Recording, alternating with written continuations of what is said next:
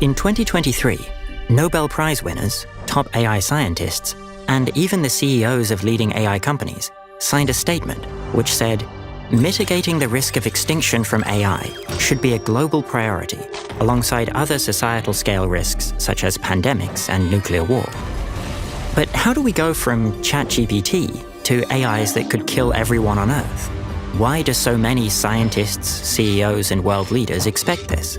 Let's draw a line of AI capabilities over time. Back here, in 2019, we have GPT-2, which could answer short factual questions, translate simple phrases, and do small calculations. Then in 2022, we get models like GPT-3.5, which can answer complex questions, tell stories, and write simple software. By 2025, we have models that can pass PhD-level exams, write entire applications independently, and perfectly emulate human voices. They're beginning to substantially outperform average humans, and even experts. They still have weaknesses, of course, but the list of things AI can't do keeps getting shorter. What happens if we extend this line? Well, we'd see AIs become more and more capable, until this crucial point here, where AIs can design and build new AI systems without human help. Then, instead of progress coming from human researchers, we'd have AIs making better AIs, and the line would get a lot steeper. If we keep going from there, we hit this point, where AIs are super intelligent, better than humans at every intellectual task, better than all of humanity put together, spontaneously producing breakthroughs in research and manufacturing, responsible for most economic growth, completely transforming the world. And if we keep extending the line, eventually we could get to this point here. Incomprehensible machine gods which tower above us the way we tower above ants, seemingly able to reshape the world however they want, with or without our involvement or permission. If we do reach this point, probably humanity would go extinct, for the same reason we drove so many other species extinct. Not because we wanted to wipe them out, but because we were busy reshaping the world and it wasn't worth our effort to keep them around. When would this happen? We're not sure. Are there other ways the future could go? Certainly. But if we keep building more powerful AIs the way we're doing it right now, then this looks like the default path. And this default path is terrible for humans. Why? Because we're great at making more powerful AIs, but we haven't yet figured out how to make them do what we want. We've made a bit of progress. AI assistants are usually resistant to things like explaining how to make bombs, but they're not that resistant. And so far, we've just been trying to control things weaker than us, where we can catch when they try to lie to us.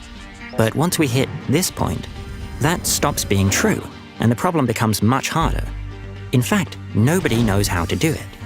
That's why experts, including Nobel Prize winners and the founders of every top AI company, have spoken out about the risk that AI might lead to human extinction. The point of this video is not to say that this outcome is unavoidable, but instead to say that we do have to actually avoid it. So let's look at this line in a bit more detail. What happens if AIs do just keep getting smarter?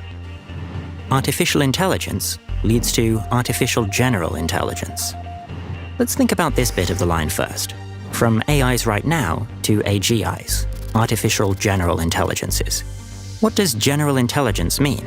For the sake of this video, let's say it means whatever a human could do on a computer, an AGI could also do. AIs can already do the basics. We have systems you can connect to a regular computer, and then they can look at the screen and figure out what's going on, send messages, search the internet, and so on. They're also getting pretty good at using external tools. Obviously, they can't video call people, but they can totally do that. So they've already got the building blocks. The question is, how well can they combine them? They can send Slack messages, but can they run a company? They can write code, but can they write a research paper? And the answer is, not yet. But eventually, and maybe quite soon. After all, they just keep getting better. And if we just extrapolate forwards, it sure looks like they'll reach this point sooner or later. The jump from write a short story to write an excellent novel is pretty big. But remember that 5 years ago, they could barely write coherent sentences. Now, many people doubt that this can happen, usually for one of two reasons. One is that AIs aren't really thinking deep down. It's interesting to think about, but whether AIs have genuine understanding isn't really the relevant question here. What matters is what kind of tasks they can do and how well they perform at them. And the fact is, they just keep getting better. It doesn't matter whether AIs really understand chess in the way humans do. What matters is they can easily crush human world champions. The other main reason for doubt is the idea that AI is going to hit some kind of wall, and some tasks will just be too hard. But even if this does happen, it's very hard to say when. And people have been predicting it incorrectly for years. From chess to open-ended conversation to complex images, people keep expecting AI progress is about to reach a limit, and they keep being wrong. The way we train AIs draws on fundamental principles of computation that suggest any intellectual task humans can do, a sufficiently large AI model should also be able to do. And right now, several of the biggest and most valuable companies in the world are throwing tens of billions at making that happen. Artificial general intelligence leads to recursive self-improvement. At a certain point, this line is probably going to start curving upward. Why? Because AI will become capable enough to help us make better AI. This is recursive self-improvement, every generation of AIs making the next generation more powerful.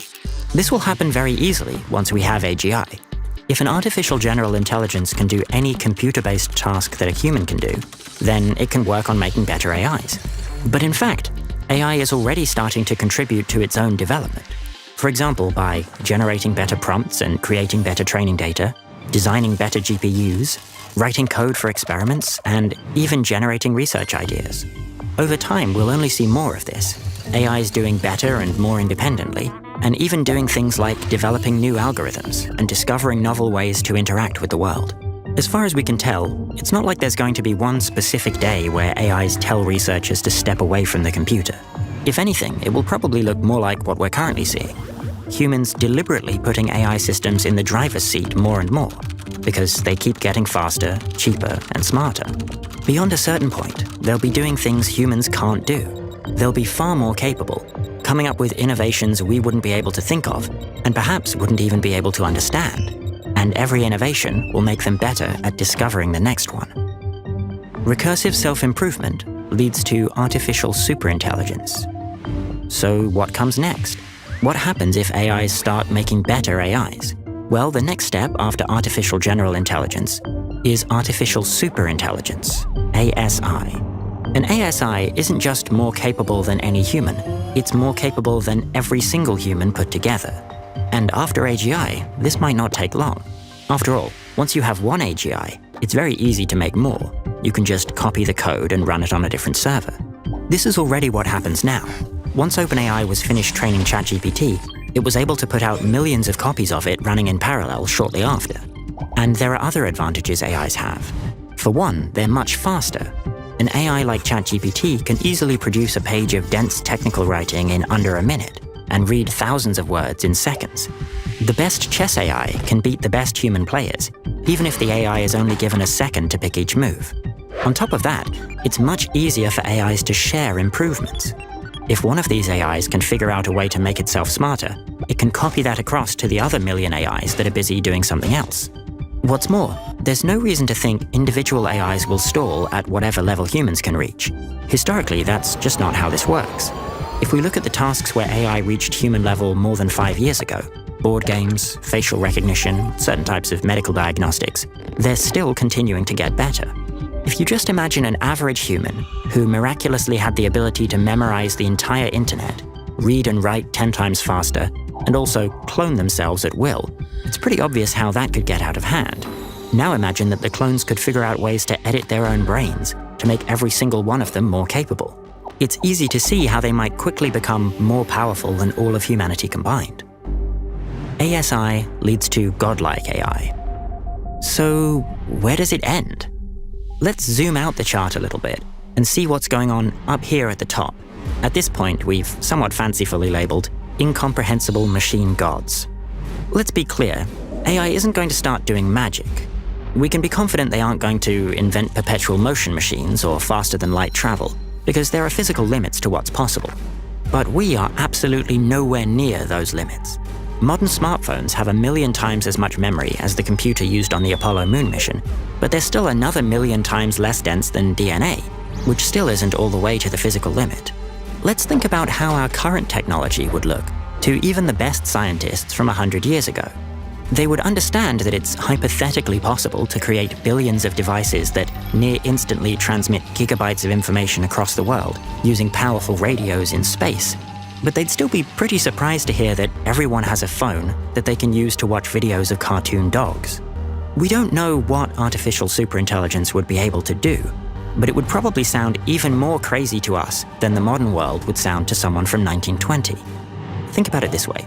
So progress happens faster and faster as AI improves itself. Where does this end? The self-improvement process wouldn't stop until there were no more improvements that could be made. So try to imagine an AI system so powerful that there's no way to make it any smarter, even by using the unimaginably advanced engineering skills of the most powerful possible AI. Such a system would be bumping up against the only limits left, the laws of physics themselves. At that point, AI abilities still wouldn't be literally magic, but they might seem like it to us. If that happens, we'll be completely powerless compared to them. The default path. For this to go well, we need to figure out how to make AIs that want to do what we want. And there are lots of ideas for how we could do that, but they are nowhere near close to done. Our best attempts to make AIs not do things that we don't want them to are still pretty unreliable and easy to circumvent. Our best methods for understanding how AIs make choices only allow us to glimpse parts of their reasoning. We don't even have reliable ways to figure out what AI systems are capable of. We already struggle to understand and control current AIs. As we get closer to AGI and ASI, this will get a lot harder. Remember, AIs don't need to hate humanity to wipe it out. The problem is that if we actually build the AIs that build the AGIs that build the ASIs, then to those towering machine gods, we would look like a rounding error. To the AIs, we might just look like a bunch of primitive beings standing in the way of a lot of really useful resources. After all, when we want to build a skyscraper and there's an anthill in the way, well, too bad for the ants. It's not that we hate them, we just have more important things to consider. We cannot simply ignore the problem. Just hoping for powerful AIs to not hurt us literally means gambling the fate of our entire species. Another option is to stop, or at least slow things down, until we've figured out what's going on. We're a long way away from being able to control millions of AIs that are as smart as us, let alone AIs that are to us as we are to ants. We need time to build institutions to handle this extinction risk level technology. And then we need time to figure out the science and engineering to build AIs we can keep control of. Unfortunately, the race is on, and there are many different companies and countries all throwing around tens of billions of dollars to build the most powerful AI they can. Right now, we don't even have brakes to step on if we need to, and we're approaching the cliff fast. We're at a critical time when our decisions about AI development will echo through history. Getting this right isn't just an option, it's a necessity. The tools to build superintelligent AI are coming. The institutions to control it must come first. We'd like to thank our friends at Control AI for making this explainer possible. It's because of their support that you can watch it now. But as you can tell from our other videos, this subject has always been important to us. Control AI is mobilizing experts, politicians, and concerned citizens like you to keep humanity in control. We need you. Every voice matters, every action counts, and we're running out of time. Visit controlai.com now and join the movement to protect humanity's future. Check the description down below for links to join now. Help us ensure humanity's most powerful invention doesn't become our last.